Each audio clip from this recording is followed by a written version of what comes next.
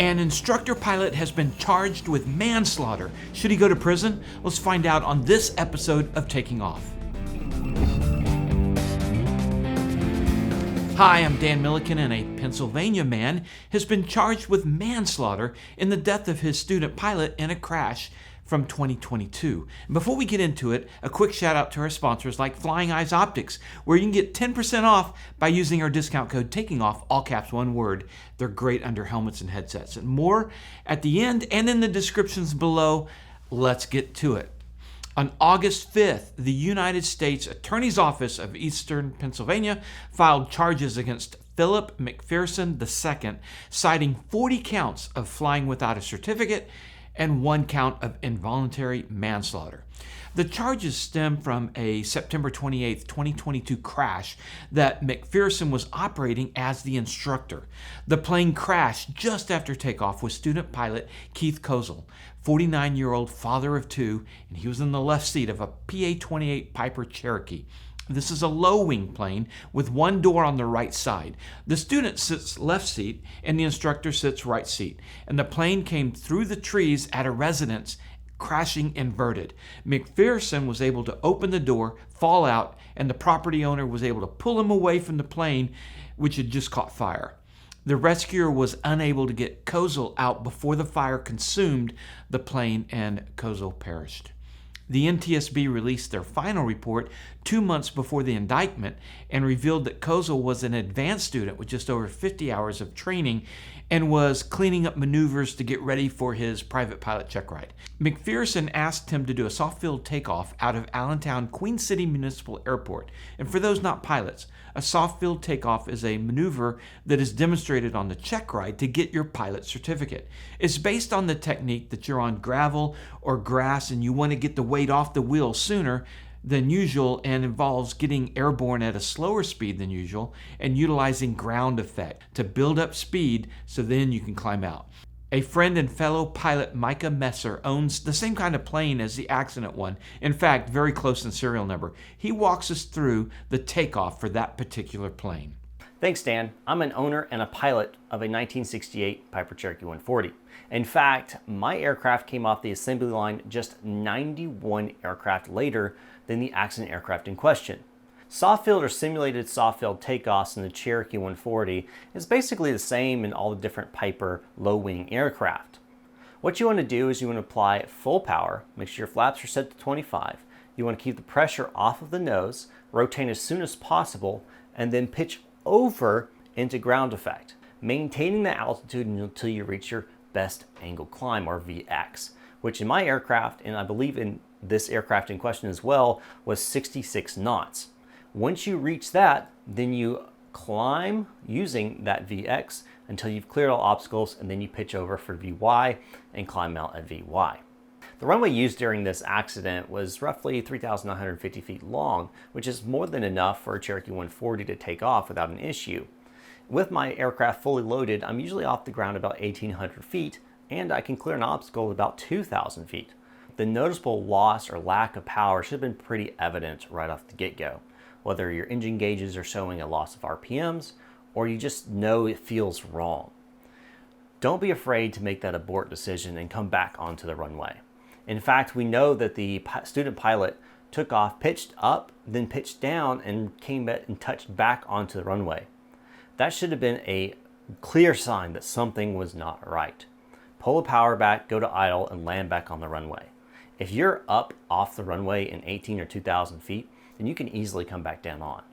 If you're not, if you're pushing 2,500 feet and you're still not taking off, if it's taking longer, abort the takeoff. Pull the power back. It's better to be on the ground wishing you were in the air than in the air wishing you were on the ground. Thanks, Micah. The weather conditions that day were clear, but temperatures were conducive for carburetor icing, a condition that can cause the loss of engine thrust. And on the accident takeoff, McPherson testifies that the plane didn't become airborne when he thought it would, so he instructed Kozel to increase his angle of attack to pull the yoke back. And the airplane became airborne and then settled back on the runway briefly before reestablishing in ground effect. The plane underperformed on the takeoff and it barely cleared the trees at the end of the runway before finally hitting trees a minute later. McPherson survived. His student died in the fire. So why the charges? Let's go into the background on Philip McPherson. He received his student pilot certificate on January 12, 2018. Then on April 23, 2019, he received a temporary pilot certificate pending retest. After multiple failed practical exams, that's check rides, on December 7, 2019, he received his commercial pilot certificate with instrument rating. And then on March 11, 2020, he received his flight instructor certificate. The flight instructor certificate is only valid when accompanied by the pilot certificate. So if you lose or surrender your pilot certificate, your instructor certificate is not valid. Well, in May 2021, the FAA requested a re-examination flight with McPherson based on 2 accidents on landing with students and a 3rd incident of a near miss. It's referred to in the aviation community as a 709 ride based on the Federal Code 49 USC 44709. He initially did not respond to the letter that he got from the FAA, but continued to instruct. Then the FAA started calling him to schedule the 709 ride. And 4 months after the issuance of the 709 letter, McPherson did the ride with an FAA air safety inspector. And during the re-examination flight, the indictment reads that the safety instructor had to take control of the airplane or it could have crashed. McPherson failed the examination flight for incompetence, and then he voluntarily surrendered his certificates 11 months before the accident flight. Although McPherson had the ability to get a second examination flight, he never requested it. The indictment reads, he had failed his September 29, 2021 re-examination for a lack of demonstrated competence, and that he had voluntarily surrendered his pilot certificate October 7, 2021, acknowledging his lack of competence. The FAA gave him a 1-month temporary airman certificate, which permitted McPherson to only fly by himself or with an instructor in order to train and remediate his competence issues, and noted on the certificate was passenger carrying prohibited. The temporary certificate expired and McPherson didn't apply to extend it. At some point, McPherson went 200 miles east to Allentown. He got a position as an instructor at the now closed ProFlight Aero Services and flew 40 more times as an instructor. It's unclear whether the flight school knew, but McPherson would have been unable to produce a certificate if asked during an interview. The flight school, with a quick check of the airman database, would have discovered McPherson's situation. The United States defines manslaughter as the unlawful killing of a human being without malice, with 2 kinds, voluntary and involuntary. Voluntary is defined as a sudden quarrel or heat of passion. Involuntary is the commission of an unlawful act not amounting to a felony, or in the commission in an unlawful manner or without due caution and circumspection of a lawful act which might produce death. Penalties for involuntary manslaughter, fines and or imprisonment of no more than 8 years. Now, the 40 counts of flying without a certificate, it's important to note that the FAA, they can only impose civil penalties, so that's not the ones who are charging. It's the U.S. District Attorney's Office charging 49 U.S. Code 46306, paragraph B, number 7, serving as an airman without a certificate. The penalty here is fines and or imprisonment for not more than 3 years. So quick math, 40 counts, 3 years each, 120 years plus the 8 for the manslaughter, and you get, the press has been talking about 128 years. I talked with attorney Steve Rodemer about realistically what does this mean. Hey Dan, thanks for reaching out. And the practical reality is that under the federal sentencing guidelines, it would be unlikely that those would be all run consecutive to each other, and more likely than not, that illegal operation charge would be 3 years plus 8 years for the involuntary manslaughter if the judge chose to max them out, for a total of 11 years. Under the federal system, you have to serve 75% of your time before you're eligible for parole. So, give or take 8 years before a parole eligibility date. Thanks, Steve. McPherson won't get 128 years. The 40 counts will most likely be counted together for a total of 3 years. So look for the USDA to go after 11 years and some amount of money in fines. Philip McPherson has pleaded not guilty to all charges, so the case will work its way through the court system. What do you think? Let me know below. Should the instructor be held responsible in this case?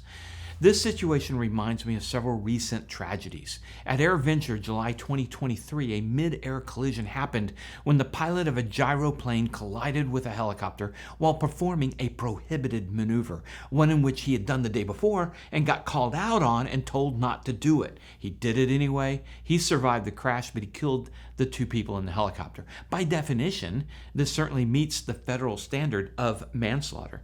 It'll be interesting to see if that pilot will be charged. And then there was the recent death of an instructor and his student that went viral in Kentucky because of the disparaging remarks made on social media during the flight by the instructor. I was talking with Josh Flowers today about McPherson's case, and Josh reminded me of this Kentucky crash. We need to speak up to the person as a community when we see non-professional aviation activity. We can hold each other accountable so that the government accountability isn't even needed. Here's what Josh had to say in his video.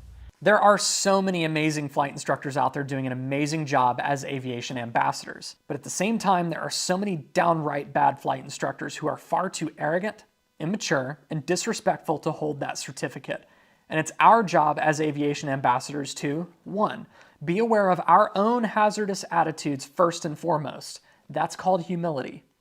2, call out unprofessional behavior when we see it. That may be an uncomfortable thing to do, but it is required. 3, put a stop to unsafe habits and attitudes before they lead to a fatal accident like this one. We need to hold each other accountable. We need to risk offending someone by asking pointed questions. Did other instructors or pilot friends of McPherson know that he had his certificates pulled? Did the owner of the flight school know when he hired McPherson to instruct that he didn't have any pilot certificates? Did anyone say anything? Did anyone speak up? If they had, could a 49-year-old father of two be alive today? Maybe. We need to say something, and we can't be silent when we see such egregious violations of professionalism, proficiency, and piloting ability. As Josh mentions, we need to hold each other accountable. We'll see what happens to McPherson in the upcoming months. He could try to plea, or it could work its way through the whole system. Thanks for watching, and thanks to our sponsors like Z-Vision, the brightest landing and taxi lights out there. For a link to them and our other sponsors, check out the description below. And if you haven't heard about the Citation X crash, we did a prelim report on it here. Check it out. Remember, superior judgment trumps superior skills. Take care.